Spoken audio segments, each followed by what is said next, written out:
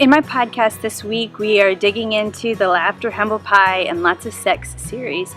And Nathan and I dove into the importance of play and laughter in your relationship. Sometimes we can take life so seriously. And I know that for me, I had issues with being offended. I would get offended by something he would say, and I'd get really angry and frustrated about it. Now, we're all entitled to our feelings, and every emotion is important to hold on to. When we have the gamut of emotions and those ones that we see as more of a negative emotion of anger and sadness, all those do is help us to really recognize the importance and the beauty and the happiness and the joy. And so it's not that we want to not feel those emotions, but what do we want to hold on to?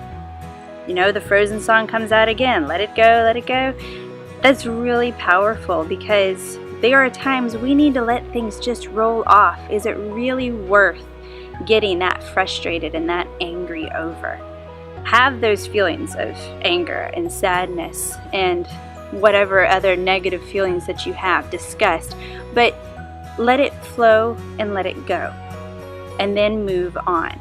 Because in the scope of life, what do you want to hold on to? What is going to bring you joy? And how are you going to find joy and happiness in your daily life?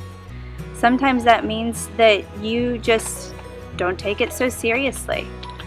Next date that you go on with your spouse, look for opportunities to have fun and play.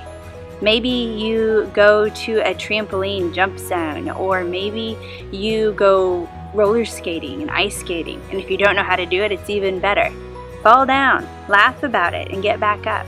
And if you see your partner fall down, what are you going to do? Point your finger and ridicule them? Walk off and leave them? Maybe what you do is you reach down to help them up, or fall down next to them and join them, because you are a team.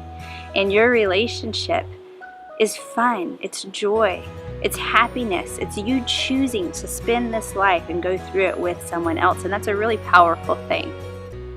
So keep that in mind this week. Check out my podcast.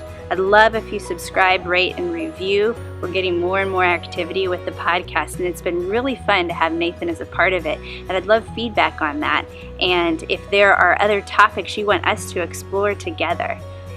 I hope that you have a wonderful week. And remember, the uniqueness in each of us strengthens all of us. Namaste.